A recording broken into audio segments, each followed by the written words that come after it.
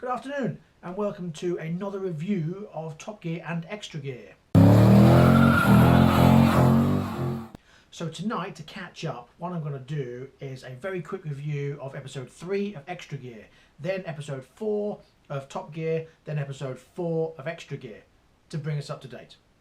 First of all, episode 3 of ExtraGear. I thought the intros were brilliant as ever. Roy Reid and Chris Harris did exactly what they do best. You know, they introduced it nicely, the chemistry between them was good, the banter between them was good, and they just acted as professional as they usually do. It kind of reminded me of like men behaving badly almost, but not quite so drunk, or not drunk at all. Basically, they're bantering between each other as though two guys are arguing in a pub, which to me was great. It shows that they've got passion. Chris Harris has a lot of knowledge about the cars. The way he talks about it is very similar to the old three. You know, they do their research. They seem to know what they're talking about, not just necessarily reading from a script, but from experience of being around different cars. The behind the scenes bit with Roy Reid and the director, I loved that. I've been waiting to see things like that for years. That was a brilliant idea. Sort of brought us into the making of the programme and made us feel as though we understand how the programme is made. I really enjoyed that. The guest segment as well is good. Yep, this time the guest wasn't as cheesy as the last guest they've had, and they all seem to get on well together. The right length segments, again, I do think that the actual ExtraGear itself can be longer. This week was only 23 minutes, or episode 3, only 23 minutes. It can be much longer than that, at least half an hour. Other than that, nothing negative to say. So, on to episode 4 of the main event, Top Gear. Main event, Top Gear. They're still doing that 3-stage intro, and it's still annoying. Slightly better this week than it was previously, but try and find another way. The Aston Martin Vulcan. Well, another passionate and professional review by Chris Harris. No problem with that whatsoever. No complaints. Fantastic job. Once more you can see it's actually him driving because the camera behind his head showing his face and the track as he's hurtling round the corners and drifting round the bends. It just proves it was actually him driving. Brilliant. The V12 Vantage S versus the Vulcan. Yep, great little piece. Again, I still think that Chris Harris has a bit of Quentin Wilson sound about him. It just has that little tone that sounds very similar. But I also thought that the camera angles they had were brilliant. The one of the wing, the back wing, facing forward, loved that. And the exhaust flame shots with this, oh, fantastic, brilliant shot. Okay, again, they're still doing the some say. God, that's so annoying. It really is annoying. However, Chris Harris's reaction was brilliant. It's priceless. The way he's just laughing at what Matt was saying. Which, to be honest, I've forgotten what he was saying. What did he say? Doesn't matter. However, the power lap time, pretty good. And I like that little power flap thing. Because I think it's good to have the cars that we can't drive or buy, not that we would ever buy a £1.8 million car, is fantastic. You know, to show just how fast they are in comparison to the road cars or road legal cars. Okay, so the challenge, or the race, train versus car. Eddie Jordan is getting much better at doing his presenting. Again, in front of the camera. When he's in the studio, he's a bit too much, and all the pointing at the crowd and getting his spoons out at the end. It's just a bit weird. But at first I thought, okay, well, why didn't we see the start of the challenge? Why don't we see them turn up with the cars and see what they've bought and take the piss out of each other? However, then I also thought, well, that's something the other three would have done, so maybe they avoided that, so they didn't copy the other three. Because then I'm sure I'd be criticising how they copied the other three. However, love the idea they had 2 cars and a bike. Brilliant, that. Really enjoyed that. And Matt was just amusing, you know. Sabine's a bit sort of stark and perhaps you could say a bit German about it. Chris is just Chris Owens. And Matt LeBlanc is just funny. Of course, picking up the chefs was alright, but using knives in the back of the car, a little bit dangerous perhaps. Is that how edgy they get now? That's how they make their challenges more dangerous, by sticking a chef in the back with a sharp knife. So if they have to brake hard, perhaps they jab it through the back of Chris Evans' neck. Should have thought. I'm only joking, of course. And the food on the engine, I knew that was going to happen. That was pretty obvious. But, you know, whatever. It is what it is. As for Eddie Jordan playing the spoons, what a plonker.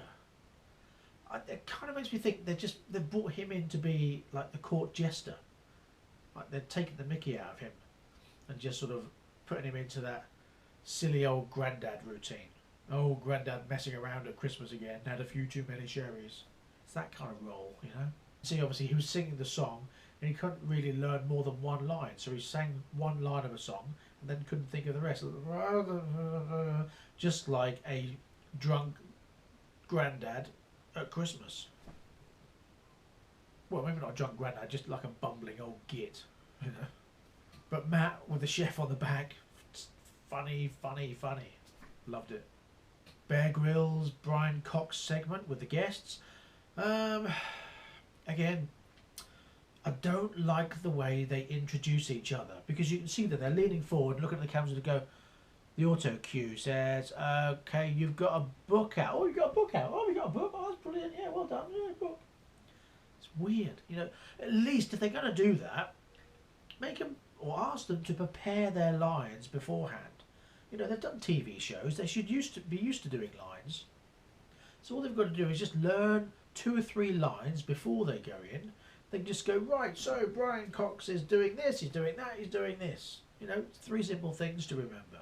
Instead of going, yeah, he's going up in a typhoon. Oh, that's brilliant. Yeah, typhoon. Yeah. I suppose really it depends on the calibre of the guests. You know, it depends on how good the guests are at talking in front of a camera as to how good they're going to come across in introducing each other. If you've got guests that are like renowned actors, maybe they would put a bit more effort into it and they would perhaps learn it beforehand, or they would read it quite well. Whereas someone who isn't so used to being on the TV is probably not going to do such a good job. And of course the car versus car thing, what a shock, it was 1-1 and the decider had to be the lap. Oh God. Yeah, it's getting a bit boring now. And that lap kind of says to me that Chris Evans doesn't really know how to drive that well, because he doesn't really talk about the best way through and how fast it would be, and whether, you know, like Clarkson did. You know, he talked about, there was a good line through there, that's a quicker way of doing it, and the Stig does this, and the racing drivers do that. And he doesn't really do that, because it kind of says to me he doesn't really know.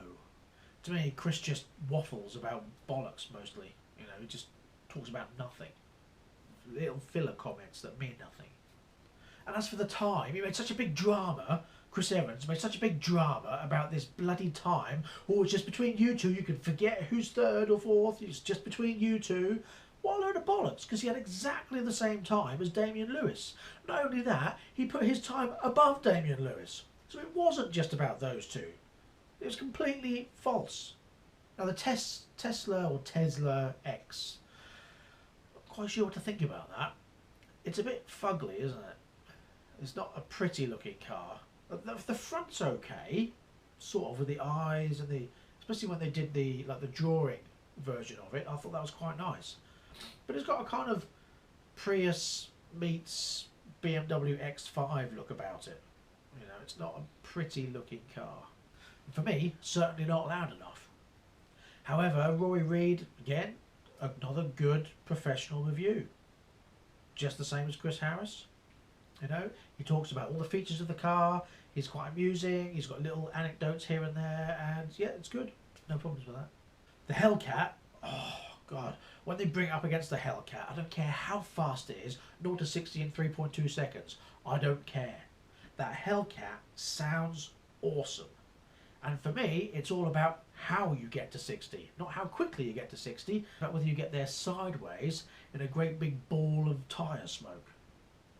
It's good how they call it ludicrous mode. I suppose that is quite good. 0 to 60, 3.2 seconds is a ludicrously fast time, but it doesn't match the look and the completely non-sound of the car. I mean, I would much rather get there in a burning plume of smoke than get there looking a bit like a dick. Some might argue that you would look a dick in the Hellcat because it's got all this horsepower and all this tyre smoking raw, but it's slower than an electric car. Which could be that, but I'd still take that any day, because I'd rather get there with without stealing James May's words, a fizzy feeling inside, in your gentleman area, than a and at £90,000, I'm sorry, but I would take the slower, massive, gorgeous sounding V8 any day. For the final part of the road trip, okay, it started to get a little bit boring. It started to look a little bit like 3 cars just cruising at motorway speeds, or 2 cars and a bike cruising at motorway speeds. But at least they speeded up a little bit at the end, but it wasn't very dramatic, was it? It was a bit sort of... I think the most exciting bit was Sabine Schmitz almost running into a pedestrian, running around a corner, going to go up the steps in Venice. That's the most exciting bit in there. Other than that, not bad. Still not bad. It's getting better every week. I saw that they were driving online the new Mustang. I'm waiting to see where that comes. Okay, now, ExtraGear. Roy Reid and Chris Harris as good as ever. Chris Harris's review of the Aston Martin I thought was brilliant. The way he talked constantly whilst drifting just shows how good a driver and presenter with such experience that he is. And I completely agree with him that a manual is better to drive. You feel so much more in control. You can slam it in every gear you want to take out the corner how you want without an automatic gearbox deciding for you. I much prefer a manual. For me, it depends on which car it is. Like my Mercedes is an automatic. It's quick when you want it to be. It's got 7 gears, so it's got a nice range. But mostly it's a car that you use for driving the family around. So you're driving serenely and smoothly. Whereas the Mustang, for me, that has to be a manual. Because when you drag it, you can change gear when you want, put the red line when you want. When you drive it normally, you just feel so much more in control of the car with the manual. For me, anyway. People that drive automatics say, "Oh yes, but it's so much nicer driving an automatic because it's still quite fast." But for me, it has to be a manual. Again, the behind the scenes bit, brilliant. I love seeing behind the scenes and showing how they're setting up the cameras and what cars they're using and how they're filming, and I love all that. That's a brilliant idea. A program about making a car program. What is there not to love in that? Eddie and Roy Reid in the E-Type driving around Monaco. I really enjoyed that. It was good because basically you see Eddie Jordan come alive in that piece. You know, he's in an arena, he knows what he's talking about. He's driving around a place he's very familiar with, and he's just doing a good job of it. You know, he actually looks more like a professional racing driver or an expert in the Formula One field rather than some bumbling old jester dribbling round the track. As for the Evora versus the Ferrari 458, it was quite spooky, that really. Perhaps Lotus could sue Ferrari for stealing their looks and make a bit of money for once. And the guests, okay, quite amusing. Yeah, quite a nice bit of chat. It was all right. But I suppose they are comedians after all. However, I did think that Chris Harris was a little bit more funny than they were. So that's it for this week. Thank you very much. I'll be back next week with a review of episode 5 of Top Gear and 5 of ExtraGear. Until then, drive safe. Thank you very much. Bye-bye.